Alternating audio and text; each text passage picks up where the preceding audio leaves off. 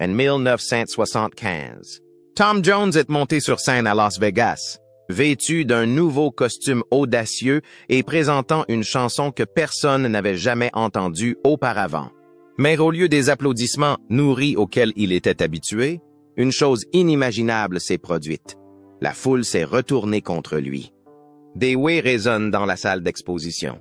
Des boissons sont lancées vers la scène. Certains membres du public sont sortis en signe de protestation.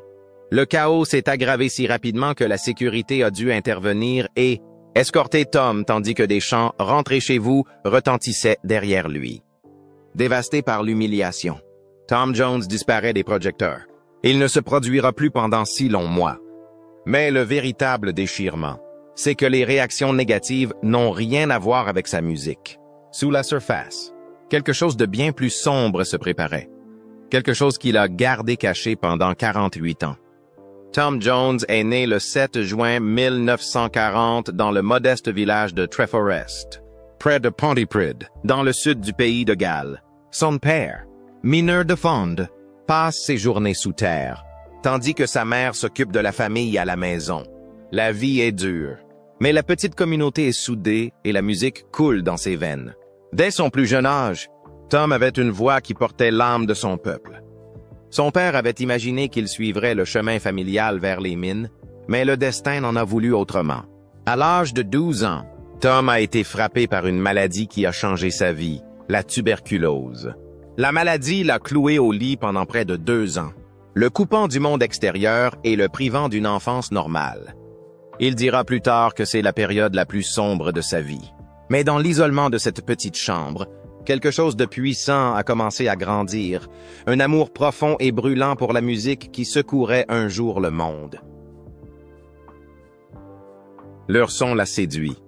Il commence à ressentir le genre de musique qu'il chantera un jour lui-même. Lorsqu'il retourne enfin à l'école, Tom n'est pas très intéressé par les cours ou le sport. Mais il se fait déjà remarquer pour une autre raison, sa voix. Lors des assemblées, il chantait si fort et si passionnément que les professeurs devaient lui dire de baisser d'un ton. Un professeur de musique lui a même demandé pourquoi il chantait le Notre Père comme un chanteur de gospel. Il était clair qu'il faisait quelque chose de différent, d'audacieux, et les gens l'ont remarqué. À l'âge de 6 ans, il a quitté l'école pour de bon, prêt à poursuivre le rêve qui grandissait en lui depuis des années.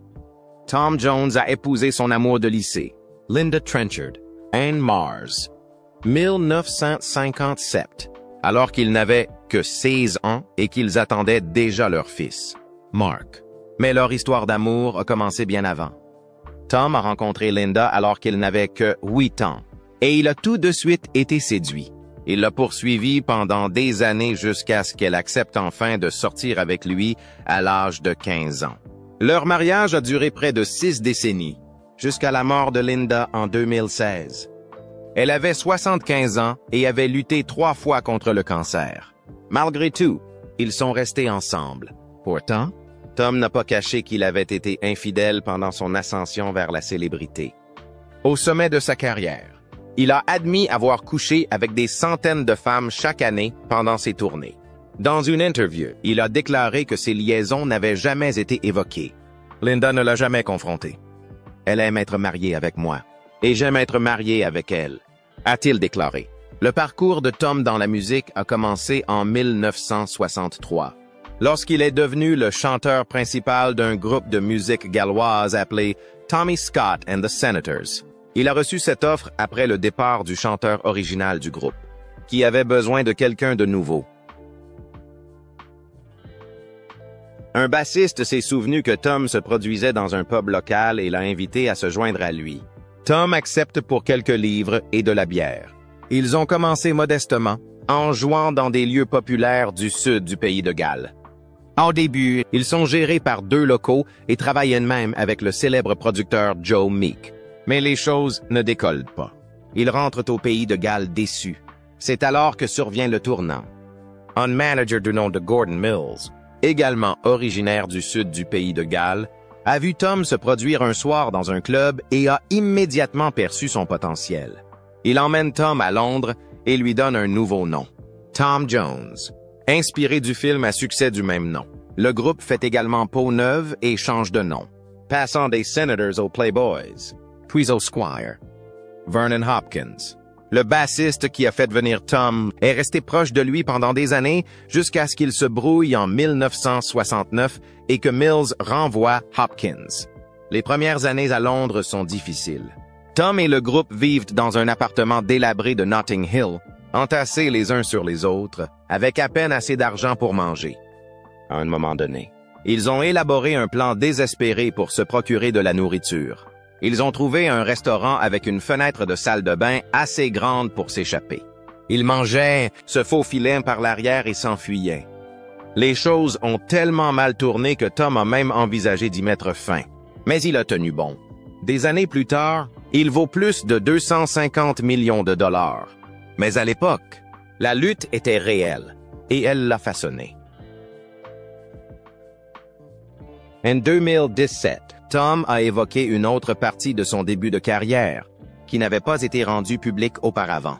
À l'époque, le scandale Harvey Weinstein faisait les gros titres et Tom a partagé que le harcèlement sexuel n'était pas seulement un problème à Hollywood. Cela arrivait aussi dans le monde de la musique, aux femmes comme aux hommes.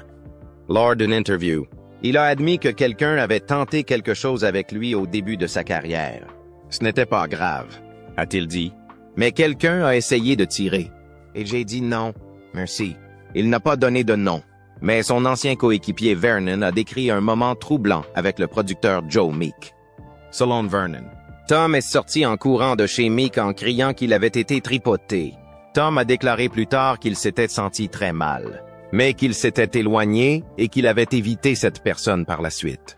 En 1964, un homme nommé Gordon Mills est entré dans une petite boîte de nuit au pays de Galles. Il n'était pas un grand nom de la musique, juste un auteur-compositeur avec quelques succès à son actif. Mais ce soir-là, il a vu quelque chose de spécial. Sur scène se trouvait un jeune chanteur gallois du nom de Thomas Jones Woodward, qui se produisait sous le nom de Tommy Scott avec son groupe, The Senators. Mills a vu une puissance brute dans la façon dont ce jeune homme de 24 ans chantait. Il n'était pas raffiné, mais il y avait quelque chose de magnétique en lui. Tout de suite, Mills a eu une vision. Il convainc le jeune chanteur d'abandonner son image d'adolescent de club, de s'habiller élégamment en smoking et d'adopter un nouveau nom, Tom Jones. Ce nom est emprunté à un film populaire, mais il convient parfaitement à l'homme. Mills a également remarqué la réaction des femmes plus âgées à l'égard de Jones. Elles ne se contentaient pas d'apprécier la musique, elles voulaient être proches de lui. Ce sex appeal deviendra un élément majeur de l'image de Tom Jones.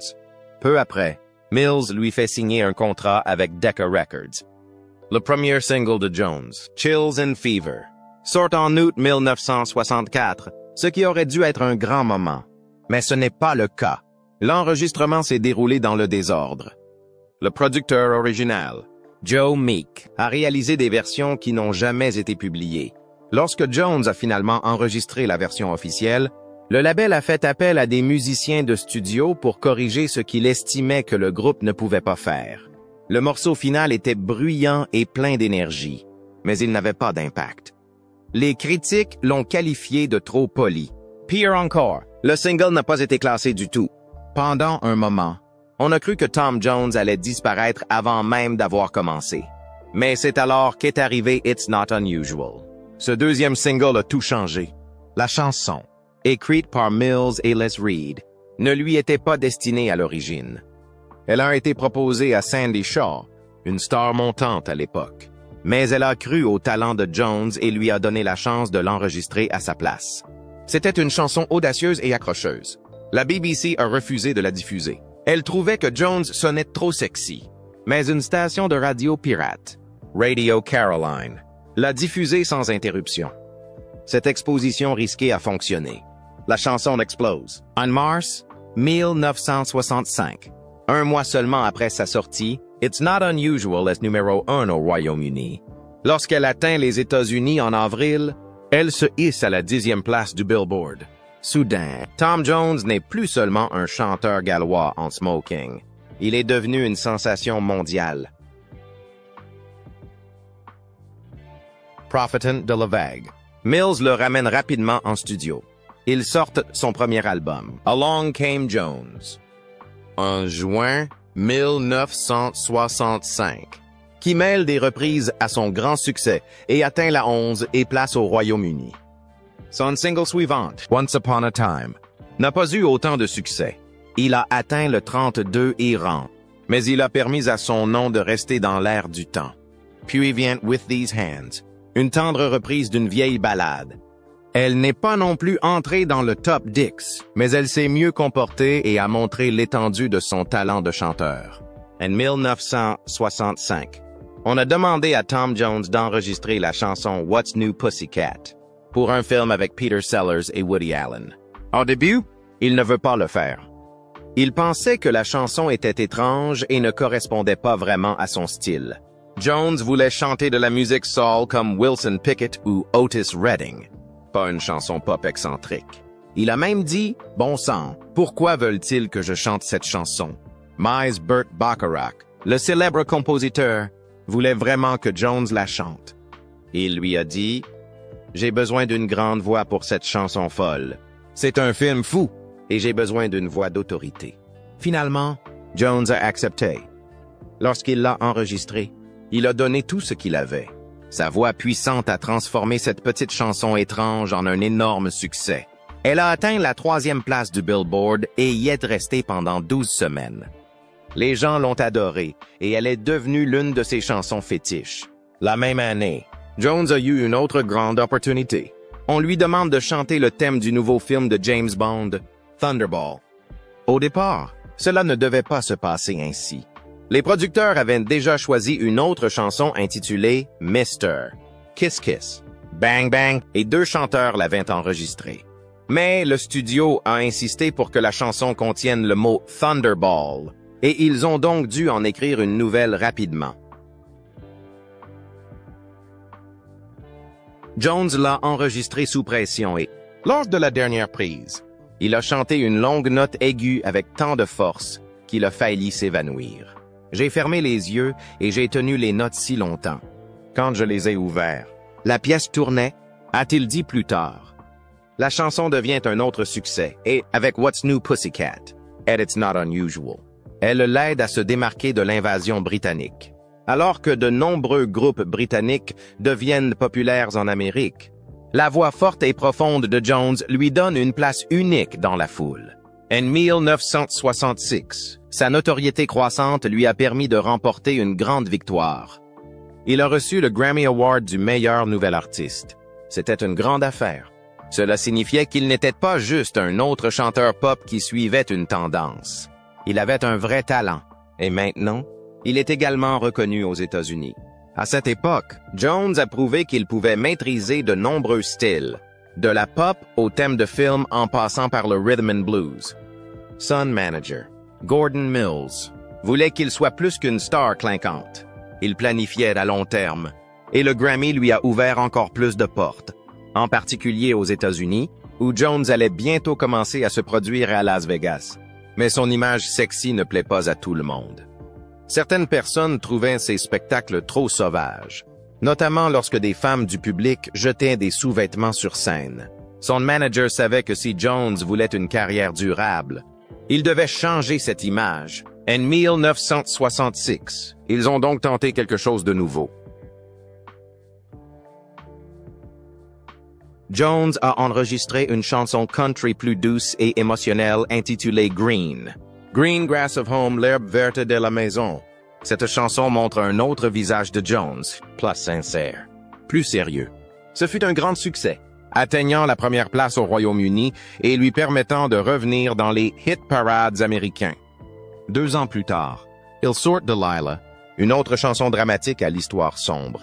Bien qu'elle parle de jalousie et de meurtre, les gens l'adorent. La mélodie et la façon dont Jones l'a chantée l'ont rendue inoubliable. Elle a atteint la 2e place au Royaume-Uni et est devenue l'une de ses performances les plus célèbres. Ses chansons ont contribué à changer la perception que les gens avaient de lui.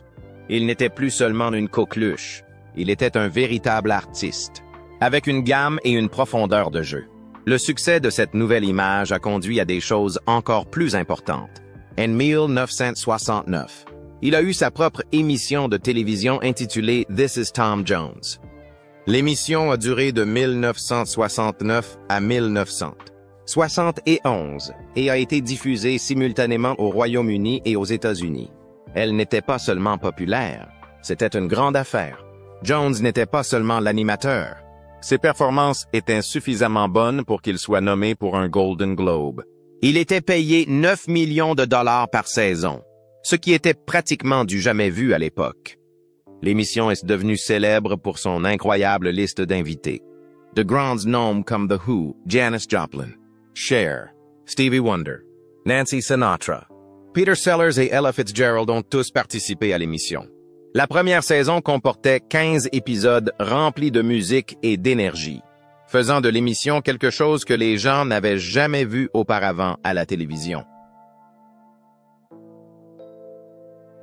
Alors que son spectacle fait des vagues, Jones commence également à se produire à Las Vegas. Fils d'un mineur gallois, il est devenu l'une des plus grandes stars de la ville. Sa première résidence de 18 mois a été un énorme succès. Il est ensuite passé à des scènes plus importantes, dont l'International et finalement le Caesars Palace. En 1974, il est devenu tellement incontournable à Vegas qu'Elvis Presley le présente lors d'un de ses propres spectacles. Elvis dit à la foule, « C'est mon chanteur préféré, l'un des plus grands artistes que j'ai jamais vu. » Les fans n'en ont jamais eu assez. Lors d'un concert en 1990, certains ont même plaisanté en disant qu'ils avaient besoin de jumelles pour voir de près ses célèbres pas de danse. Pour beaucoup, peu importe qu'il chante ou non, ils ont adoré son énergie. Ses spectacles étaient réputés pour leur enthousiasme débridé et leur grand talent musical, ce qui incitait les gens à revenir pendant des années.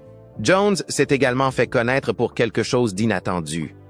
Les femmes ont commencé à lui jeter leurs sous-vêtements pendant les concerts.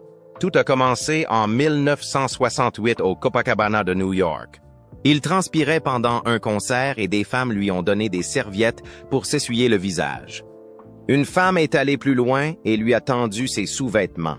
L'histoire a fait la une des journaux le lendemain et la tendance s'est répandue. Lorsque Jones est arrivé à Las Vegas plus tard dans l'année, la situation s'est aggravée. Les fans ont même commencé à lancer des clés de chambre sur la scène. Au fil du temps, il a collectionné tellement de lingerie que les gens ont dit en plaisantant qu'il pourrait ouvrir son propre magasin Victoria's Secret. Même dans les années 1990, les fans en parlaient encore. Lors d'un concert, une femme a dit en riant qu'il serait drôle que quelqu'un jette des sous-vêtements sur scène et a admis qu'elle avait elle-même pensé à le faire. Au cours de ces années, Jones a également noué une profonde amitié avec Elvis Presley. Ils se sont rencontrés pour la première fois en 1965 au studio Paramount, mais leur lien s'est renforcé à Las Vegas. Elvis ne passait pas souvent du temps avec d'autres artistes, mais Tom et lui ont tout de suite sympathisé. Ils traînaient ensemble, parlaient de musique et restaient parfois debout toute la nuit à jouer de la guitare et à chanter ensemble en privé. Une fois, après un spectacle, Jones prenait une douche dans sa chambre d'hôtel quand Elvis est arrivé à l'improviste avec une nouvelle chanson qu'il voulait partager.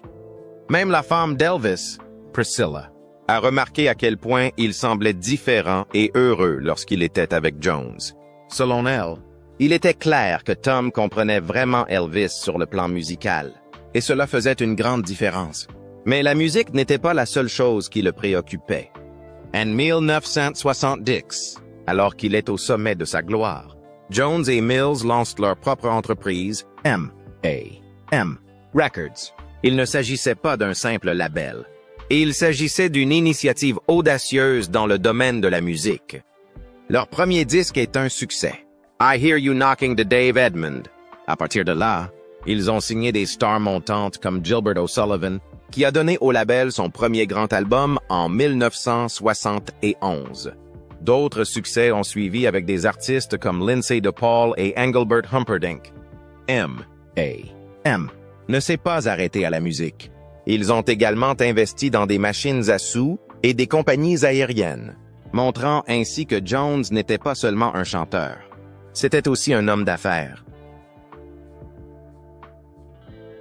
À la fin des années 1970, cependant, les choses ont commencé à changer. Les labels américains ont commencé à s'emparer du marché. M.A.M. a perdu son avantage et a finalement été vendu à Chrysalis Records dans les années 1980. Aujourd'hui, son catalogue est détenu par BMG. Tom Jones n'était pas seulement célèbre pour sa musique, mais aussi pour ses nombreuses liaisons avec des femmes célèbres. L'une des plus médiatisées fut celle avec Marjorie Wallace, qui venait d'être couronnée Miss Monde en 1973. Elle n'avait que 19 ans lorsqu'ils se sont rencontrés dans les coulisses du London Palladium. Les choses sont allées très vite et, dès le mois suivant, Tom avait acheté des bracelets assortis à Wallace et à sa femme Linda, dont les anniversaires étaient à quelques jours d'intervalle. La liaison se transforme en scandale public lorsque la presse surprend Tom et Wallace en train de s'embrasser sur une plage de la Barbade lors d'une émission spéciale de Miss World. Les photos ont fait perdre sa couronne à Wallace, et la situation s'est encore aggravée. À l'époque, elle était fiancée au pilote de course américain Peter Revson. Finalement, Tom a mis fin à leur relation soudainement après avoir appris que Linda était sur le point de la prendre. Le cœur brisé, Wallace a fait une overdose de somnifères et a dû subir des dialyses pour se rétablir.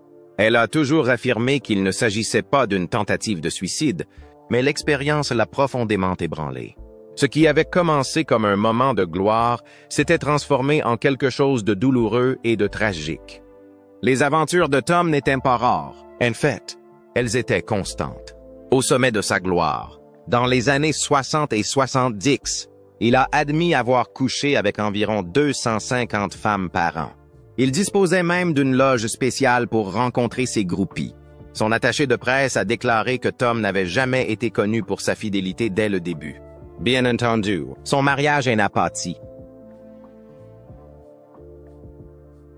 Linda a découvert sa liaison avec Mary Wilson des Supremes et la confrontation a été explosive. Tom dira plus tard qu'elle s'est emportée physiquement contre lui et qu'il est resté là à encaisser. Finalement, ils sont parvenus à un accord tacite. Lorsqu'il était en tournée, il ne parlait pas de ce qu'il faisait. Cependant, Tom a affirmé qu'il ne s'agissait pas d'un mariage ouvert et que Linda avait ses limites. Dans une interview, il a plaisanté en disant que s'il dépassait les bornes, elle le blesserait, et pas dans un endroit où il voudrait être blessé. Malgré tout, ils ont trouvé le moyen de rester ensemble. En 1987, lors d'une tournée aux US, Tom a eu une brève aventure avec le mannequin Catherine Burkery. Elle est tombée enceinte et a donné naissance à un fils, Jonathan, l'année suivante. Tom a nié être le père, et cela s'est transformé en une longue bataille juridique. Un test ADN ordonné par le tribunal a prouvé qu'il était le père de Jonathan et en 1989, un juge a officialisé l'affaire. Tom accepte de verser une pension alimentaire et de couvrir les frais d'une école privée. Pourtant, il n'a jamais rencontré son fils. Il dit s'être senti piégé par la situation et avoir gardé ses distances. Pendant des années, il n'a même pas voulu en parler. Ce n'est qu'en 2008 qu'il a finalement admis que le tribunal avait raison depuis le début. À l'époque, Jonathan avait 23 ans et suppliait publiquement de rencontrer son père une seule fois. Le simple fait de l'entendre prononcer mon nom serait vraiment génial, a-t-il déclaré. Mais Tom est resté silencieux, et Jonathan n'a jamais eu ce moment. Malgré tout, Linda est restée. Tom et elle étaient ensemble depuis leur enfance à Pontypridd, dans le sud du pays de Galles. Ils ont commencé à se fréquenter à l'âge de 15 ans et se sont mariés à 16 ans, juste avant la naissance de leur fils, Mark. Linda voyageait rarement avec lui et préférait rester à la maison, loin des projecteurs. Elle supportait beaucoup de choses, et Tom n'a jamais prétendu le contraire. Il a souvent dit qu'elle était l'amour de sa vie, la seule personne qui l'a toujours soutenu. Elle lui a dit un jour, « J'ai épousé Thomas Woodward, alors n'essayez pas de me faire le coup de Tom Jones. » C'était sa façon à elle de le garder humble. Lorsqu'elle est décédée d'un cancer du poumon en 2016, Tom était effondré. Il a vendu leur maison de Los Angeles. comme elle l'avait demandé, et être retourné vivre à Londres. Lorsque quelqu'un lui a demandé s'il se remarierait un jour, il a répondu que non, car il n'y aurait jamais d'histoire comme celle qu'il avait eue avec elle. Au milieu des années 1970, Tom Jones se trouve dans une situation étrange. Il est toujours célèbre dans le monde entier, mais sa musique ne rencontre plus le succès escompté. En 1977, il a connu un succès surprenant sur le marché américain, avec Say You'll Stay Until Tomorrow. Il a été numéro 1 pendant une semaine en février et a atteint la 15e place dans les charts pop. Miza Wu, elle n'a guère fait de vagues. Cette chanson sera son dernier grand succès pendant près de 10 ans. C'est difficile à croire. 10 ans plus tôt, Jones était l'une des plus grandes stars du monde. Aujourd'hui, les gens le considèrent surtout comme un numéro de vagabondage, ce qu'ils n'aiment pas du tout. Il a dit un jour, « Je n'ai joué que 4 fois par an dans des résidences de 2 semaines. Mais on aurait dit que j'étais toujours en train de sangler là-bas. Cette image est restée, mais elle ne l'a pas aidé. Au début des années 1980, ses tenues voyantes et ses grands shows télévisés ont disparu. Certains critiques l'ont même qualifié de vieux cheval de bataille, chantant des chansons sentimentales qui ne plaisaient qu'aux amateurs de country américains. Puis, en 1986, son manager de longue date, Gordon Mills, est décédé. Mills avait découvert Tom dans un petit club du pays de Galles et l'avait aidé à tout construire à partir de zéro. Il a même façonné le succès de Tom, It's Not Unusual. Lorsque Mills est décédé, ce fut plus qu'une perte personnelle. C'était la fin de l'homme qui avait guidé toute sa carrière. Tom a pris un risque. Il a confié le contrôle de sa carrière à son fils de 29 ans, Mark. La plupart des gens du secteur pensaient que c'était une mauvaise idée. Mark a peu d'expérience, mais il voit clairement le problème. Le look et le style de son père étaient devenus une plaisanterie. Ce que nous devions faire, c'était tout remettre à plat, dira Mark Plustard. Ils ont donc pris un énorme pari. Ils ont annulé les spectacles réguliers de Las Vegas qui leur avaient permis de faire rentrer l'argent pendant des années. Ils ont choisi la réinvention plutôt que la sécurité. Cette décision s'est avérée payante. En 1988, un groupe électronique britannique appelé Art of Noise a vu Tom interpréter Kiss de Prince à la télévision. Sa version était brute, audacieuse et pleine d'énergie. Ils l'ont contacté et lui ont demandé s'il voulait l'enregistrer avec eux. Le résultat a été une réimagination funky et sauvage de la chanson. Lorsque le disque est sorti en octobre, il a décollé. La chanson a atteint la 5e place au Royaume-Uni, faisant même mieux que la chanson originale de Prince, et s'est classée en tête des hit parades en Espagne et en Nouvelle-Zélande. Le clip vidéo, avec le nouveau look et le nouveau son de Tom, remporte un MTV Award. Les jeunes fans qui ne l'avaient jamais vu à son apogée ont soudain prêté attention. Mark a déclaré plus tard, « Pour un chanteur de 48 ans qui avait été mis de côté par le monde de la pop, c'était un retour en force. Plus encore, il a montré qu'il pouvait encore surprendre les gens. » En 1993, Tom Jones a surpris tout le monde en signant avec Interscope Records. À 54 ans, alors que bon nombre de ses pairs ont perdu leur notoriété, il sort un nouvel album audacieux intitulé The Lead and How to Swing It. Le premier single, If I Only Knew, s'est hissé à la 11e place des charts britanniques. Ce n'était pas seulement un succès. C'était une déclaration. Lorsque Jones l'a interprété lors des MTV Europe Music Awards de 1994, il n'était pas seulement un invité de la vieille école. Il était l'hôte et a conquis un public beaucoup plus jeune que ses fans d'origine. L'album lui-même était inattendu. Jones s'est associé à des artistes comme Teddy Riley, Flooded Jeff Lynne, mêlant la puissance de la vieille école au son moderne. Il a lancé l'album lors d'un concert au House of Blues, atténuant le glamour de Vegas pour mettre en valeur sa voix et son énergie. Certains critiques ont estimé que la production essayait trop de paraître actuelle, mais la plupart étaient d'accord. Jones sait toujours comment divertir. Il est passé avec aisance de ses nouvelles chansons à des classiques comme It's Not Unusual, puis vint Reload en 1999, qui fut plus qu'un retour. C'était un phénomène. L'album s'est classé numéro 1 au Royaume-Uni, non pas une, mais 2 fois, en 1999 et en 2000, et s'est vendu à plus de 4 millions d'exemplaires dans le monde, avec 5 singles dans le top 40 britannique. La particularité de l'album réside dans son format. 15 duos avec des artistes de tous les horizons musicaux. Jones a chanté avec Robbie Williams, Van Morrison, les Stereophonics et bien d'autres. Chaque duo a été enregistré dans la zone de confort de l'autre artiste, ce qui donne à l'album un son frais et authentique. Le plus grand succès de l'album a été Sex Bomb, un titre très énergique interprété avec le producteur Mousse T. Il a atteint la 3e place au Royaume-Uni et a même été repris par le public. Il a atteint la 3e place au Royaume-Uni et est même apparu dans un épisode des Simpsons. Reload n'a pas seulement ramené Jones, il l'a rendu cool à nouveau. Il n'était pas seulement une légende, il était à nouveau un faiseur de tubes, avec des disques de platine dans 10 pays.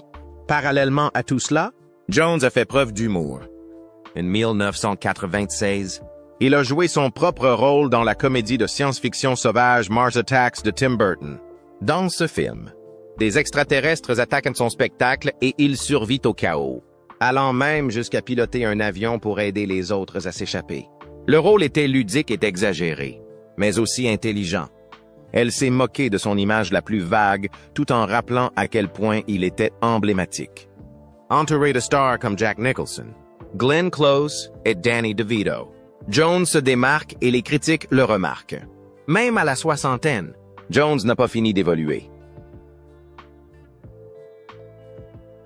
En 2006, quelques semaines après avoir été fait chevalier par la reine Élisabeth II, il s'est associé au producteur de musique électronique Chicane pour la chanson Stoned in Love. Le titre est entré dans les charts britanniques à la 42 et place. C'est hissé à la 8 et place dès la 2e semaine et a culminé à la 7 et place. Il s'agissait là d'une autre initiative inattendue, mais aussi d'un autre succès. Chicane était à la recherche d'une chanteuse capable d'émettre des notes puissantes et aiguës sans falsetto. Il a envisagé plusieurs chanteurs gallois, mais a choisi Jones. Son interprétation était différente. Douce et subtile dans les couplets, explosive dans le refrain. Certains n'ont même pas reconnu sa voix au début, mais Jones a su que la chanson était forte dès qu'il l'a entendue. Il l'a qualifiée de véritable chanson, pas seulement à la mode, mais bien écrite et réelle. Il l'a promue en faisant des apparitions en direct à la télévision, notamment dans Top of the Pops et Friday Night with Jonathan Ross, prouvant une fois de plus qu'il ne se contentait pas de survivre aux décennies, mais qu'il s'y épanouissait.